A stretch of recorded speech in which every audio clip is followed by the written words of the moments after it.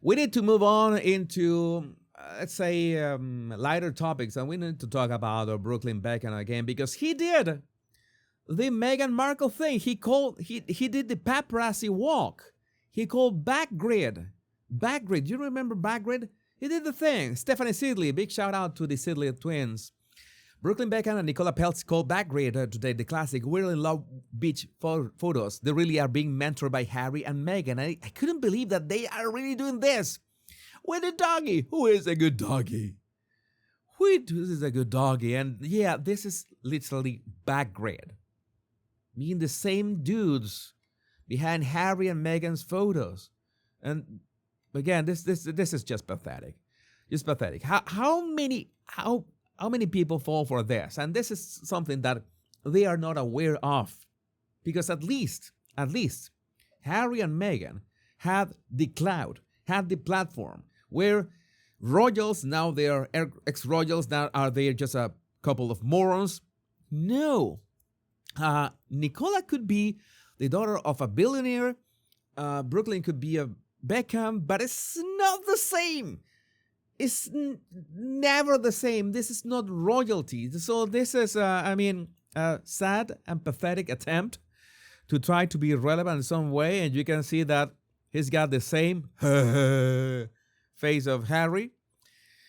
I don't know. This is, you work so hard. I can imagine David Beckham. Could imagine David Beckham. Maybe he tried to be a good dad. Maybe he fell short. Maybe he blames himself. But again, this is not that we're here for. But again, I want you to look at this. I want you to look at this and tell me what is the difference with this thing. What is the difference? And remember, who took this picture? Remember who took this picture. What is the difference with Meghan and the dogs and that walk? I simply don't know. I have no idea. But this is just a battle for attention. And let's say the battle for attention includes being in Vogue magazine Turkey and what? Let's say that I can understand that sometimes these magazines can take some editorial decisions, but yeah, it's I always see Nicola, and she looks like she is she couldn't care less about anything. She couldn't care less about anything around her. So that is the vibe that she has. I think that somebody should troll her. That is not a good look. I mean, there is a way that she could change her expression. I think I had some before and after photos because she got something done. I'm gonna try to look for it because she used to have a normal face. I don't know if I can find this. Let's see very, very quickly. You know, the kind of things that you see on your timeline and then they're gone away. No, it's like I thought I could find it, but she used to have a much better smile, a much better face, and now she doesn't smile. When she smiles, it is basically it is not expressive at all. Just a last shot of this. Let me see. Somebody posted photos of her in the past, and no, none of them. Bad, tough luck. My bad. It was my bad that I did not bookmark it. But well, it seems that the reports, you know, that Brooklyn Beckham said that he was embarrassed by Victoria in his first dance with his wedding. The first dance was hijacked by Victoria, and we have the witness of what actually happened. And I need you to pay attention to what this guy is going to say. Watch this. Mark Anthony was performing on stage. He then called Brooklyn onto stage. Brooklyn went onto the stage where the next minute everyone was expecting it to be Nicola to go up and do the first dance. And then Mark Anthony asks the most beautifulest woman in the room to come to the stage. And then he says, Victoria, come to the stage. So I want to make it very clear. So it's perfectly clear that he said, and there's other recollections that are confirming it. There was Mark Anthony who said himself, Victoria, come to the stage. It was Mark Anthony that for some reason called Victoria to the stage to have the dance. And it seems that there are other reports that that was actually not the first dance. It's a bit conflicted, but that is the reason why it was Victoria on the stage and not Nicola. So Victoria's by the stage, she goes onto the stage. And of course, at that point, Brooklyn's like suddenly literally devastated because he thought he was going to do his first dance with his wife. Then Nicola leaves the room crying her eyes out. Brooklyn's stuck there on stage. And then they do this dance. And Mark Antony's like, go, put your hands on your mother's hips. And it was a Latin, you know, it's a Latin thing. And the whole situation was really awkward for everyone in the room. And you know, I've done an awful lot of Beckham parties in the past, and they're a very dancey, close-knit family. They love to dance, right? They're a very dancey, close-knit family. So what was Mark Anthony's idea? This is vapid nothingness. Yeah, but it's good gossip. We need some gossip, you know, to wash away all the other news. We did it. This is like a reverse timeline cleanse. Right? So, you know, what we deem as inappropriate is not how Brooklyn feels. Yes, this is all about how Brooklyn feels. If he felt it was inappropriate and awkward, then it was inappropriate. It seems like it happened. Yeah, you know, the usual thing. If you feel your feelings are more important than anything else, which, no, the facts are more important than anything else. And there's, again, so many, shout out to Fashionista Era, by the way. This British Vogue interview they did completely contradicts that. So either this dude is lying or they did in Vogue. Who is lying? We don't know. We have no idea. Also, Anwar Hadid's sister spoken on Nicola, ending an 8-paragraph rant about his family's dirty laundry when all we want is privacy is all I need to know. Alana Hadid wrote, right, that girl doesn't want privacy. She's trying to be famous for a decade. Skeletons are out. So yeah, this is again not going well.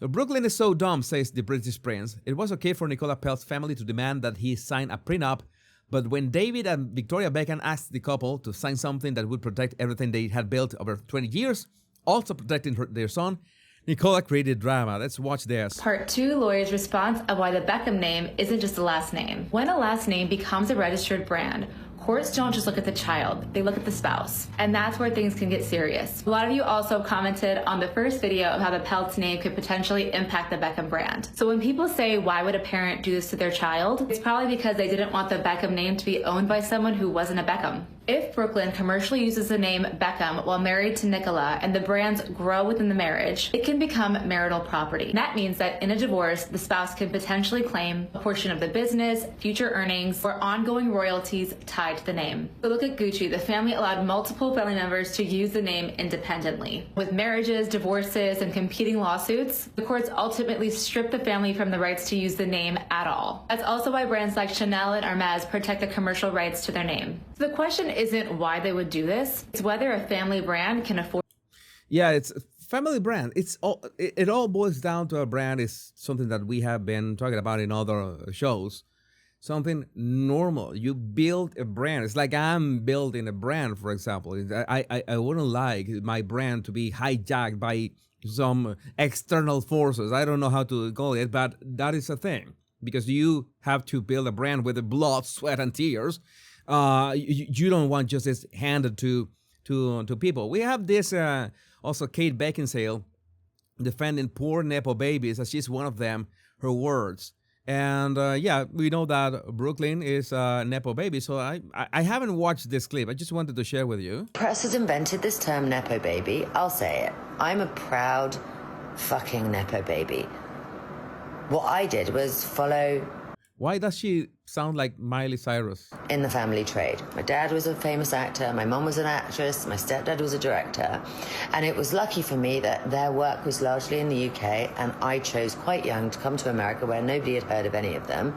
And I was able to carve out my own career. Yeah, because people don't read newspapers or have, I don't know, magazines, or nobody knows what's going on the other side of the world, right? Kind of away from that. And this was pre-social media as well, which was a gigantic advantage too. Plus which the term Nepo baby had not been invented. But anyway, before it's invented, you're still in any family with any successful parent. Say your dad's a really successful greengrocer, really successful doctor, really successful lawyer, really successful, I don't know, landlord. As the child, you still have to go through a process of self-differentiation to carve out your own identity and your own life that incorporates your family but also is separate from your family. And those kids don't get a chance. What they get from an excruciatingly young age is to be unfavorably compared with adult successful human beings. It doesn't happen like that all the time, because nepotism, yeah, that's exactly where it comes from. Oscar Gonzalez, that's exactly where it comes from. I think that's Stella McCartney. Stella McCartney did well in her own way, I think.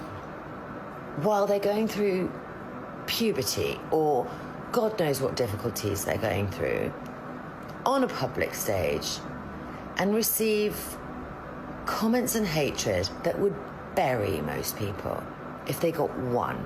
And these kids get them in their thousands. I think that she's getting that backwards. I think that there's a lot of opportunity, a lot of connections, a lot of things that you can do, a lot of things that you can take advantage of as a Nepo baby if you frame it the right way. If you feel like a victim, if you feel like, of course, it all boils down to the dynamics of the family. I mean, if your parents are assholes, it doesn't matter if they are rich and famous, or they are broke and are infamous, or nobody's.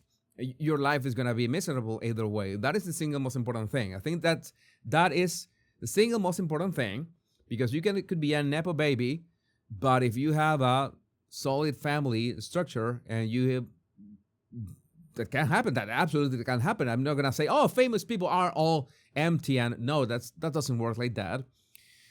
But if you are resentful in some way that you are constantly compared to your father, for example, maybe Brooklyn, that's what happened with him. Maybe